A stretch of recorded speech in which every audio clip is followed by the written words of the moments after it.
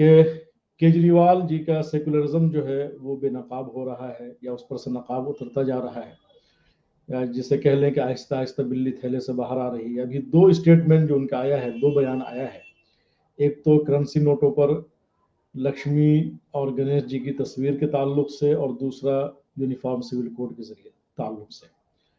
क्या ख्याल है आपका, क्या कहते हैं इस बारे में? केजरीवाल जी की सियासत को आप किस नजरिए से देखते हैं, इस पर रोशनी डालें।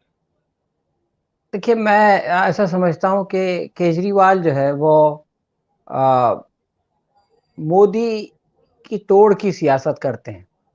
मतलब ये कि 2014 में हिंदुस्तान भर में बदउनवानी और करप्शन का जोर था, और मोदी जी जो है वो अच्छे दिन के ख्वाब दिखा रहे थे। तो उस वक्त केजरीवाल ने कहा कि साहब, करप्शन तो हम खत्म करने वाले हैं, हमने तहरीक चलाई है, और हम जो है वो लोगों के लिए स्कूल बनाएंगे, हम जो है लोगों के लिए अस्पताल बनाएंगे, और खवातीन के लिए टिकट फ्री कर देंगे, और इस तरह पानी बिजली। यानी ये कि दोनों आप देख लें कि मोदी भी जो है वो पब्लिक वेलफेयर की बात कर रहे थे, वो अवामी फलाह बहबूद की बात कर रहे थे, और जी। केजरीवाल भी जो है वो अवामी फलाह बहबूद की बात कर रहे थे। और आपने देखा कि 2014 में तो केजरीवाल जो है वो कौमी इंतखाब में, यानी पार्लियामेंट के इलेक्शन में तो कुछ खास नहीं कर सके। लेकिन ये कि उसके बाद 2020 में जब इलेक्शन आया दिल्ली असेंबली का, तो उन्होंने बीजेपी को 31 सीट से 3 सीट पे पहुंचा दिया, जी। और खुद जो है वो 28 सीट से 67 सीट पर पहुंच गए। तो इस तरह से केजरीवाल ने ये किया कि मोदी का जो फॉर्मूला था उसको चेकमेट कर दिया। अब 2019 में ये हुआ कि मोदी जी ने अपना वो बदल दिया, सुर बदल दिया, और मोदी जी जी। घर में घुस के मारेंगे, और 3 तलाक, और राम मंदिर, इस तरह के मसाइल की तरफ चल पड़े। और इलेक्शन जी। के बाद तो उन्होंने कश्मीर का मसला भी उठा दिया। मोदी केजरीवाल ने फिर अपना पैंतरा बदला। उन्होंने जी। सबसे पहले तो कश्मीर के 370 की तारीफ कर दी, और उसके जी। बाद जब 2020 में असेंबली इलेक्शन आया, तो मोदी जो है वो राम मंदिर को भुना रहे थे, इसलिए कि वो फैसला आ चुका था। और केजरीवाल जी। ने अपने आप को हनुमान भक्त साबित कर दिया, और हनुमान चालीसा पढ़ने लगा। और जब वो अपना वो भरने जा रहे थे, तो वो पहले मारुति मंदिर में गए, और उसके बाद वहां पे। तो केजरीवाल का जो फॉर्मूला ये है कि मोदी जो काम करते हैं वो उसमें जी। अपने आप को उससे बड़ा साबित करने। यानी मोदी अगर फलाह बहबूद का काम करेंगे तो मैं उससे ज्यादा फलाह बहबूद का काम करूंगा। मोदी अगर जी। हिंदुत्व की बात करेंगे, हिंदू जो है वो अवाम के जज्बात की बात करेंगे, तो मैं उससे ज्यादा हिंदू जज्बात की बात करूंगा।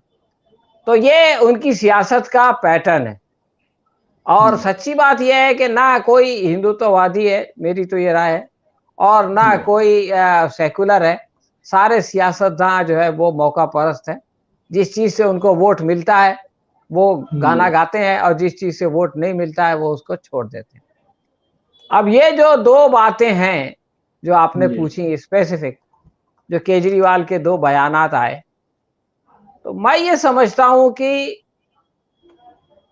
बीजेपी को उसी के, मतलब ये लोहे को लोहे से ही काटा जा सकता है। जी। जैसे मिसाल के तौर पर अगर आपने वो बयान देखा हो केजरीवाल का, तो उसने सिर्फ ये नहीं कहा कि साहब आप जो है वो नोट के ऊपर ये गणेश और इनकी तस्वीरें लगा दो, लक्ष्मी की।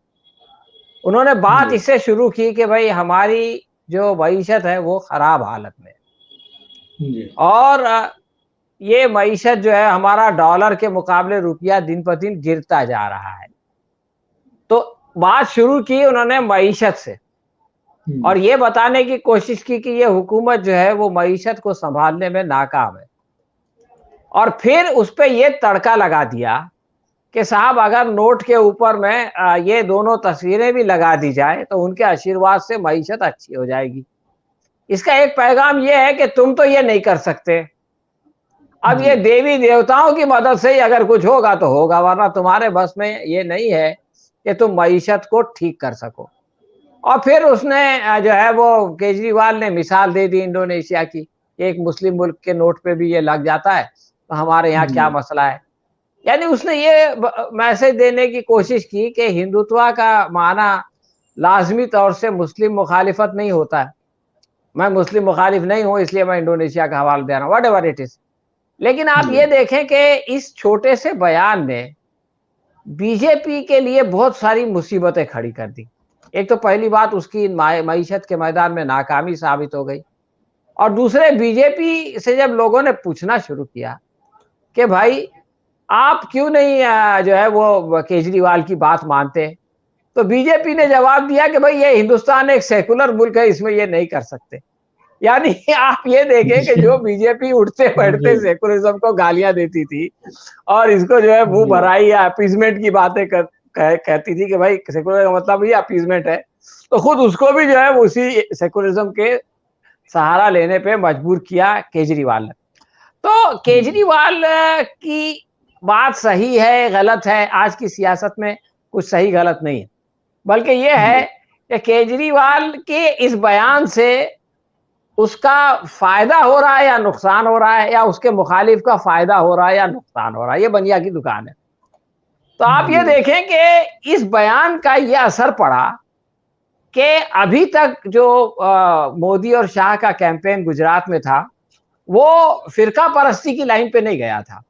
वो एक एक नए नए प्रोजेक्ट का ऐलान करते जा रहे थे कि हम जो है यहाँ पे ये लाएंगे, इतने करोड़ रुपए लाएंगे, वगैरह वगैरह। लेकिन इसका दबाव इतना बना कि अचानक जो है वो भूपेंद्र पटेल को एक मीटिंग बुलानी पड़ी, और उसने ऐलान किया कि हमने जो है वो आ, मोदी और शाह से तरगीब लेके एक कमेटी बनाई है, जो कमेटी जो है यूनिफॉर्म सिविल कोड पर जो है वो उसके काम शुरू करेगी। तो ये जो यूनिफॉर्म सिविल कोड का मामला है, वो असल जी, में केजरीवाल के उस बयान का दबाव है। केजरीवाल ने अवाम के अंदर ये पैगाम दे दिया कि भाई वो मोदी से बड़ा हिंदुत्ववादी है, या हिंदुओं का हामी है। अब उसको कर्टेल करने के लिए इन्होंने कहा कि हम मुसलमानों के केजरीवाल से ज्यादा मुखालिफ हैं, इसलिए हम बड़े हिंदुत्ववादी हैं। लेकिन इन दोनों के जी, हिंदुत्व में ये फर्क तो साफ दिखाई दे रहा है कि एक की दाल जो है वो मुसलमानों की मुखालिफत के बगैर नहीं गलती, और दूसरा जो है वो मुसलमानों की मुखालिफत किए बगैर हिंदुत्व का राग अलाप रहा है।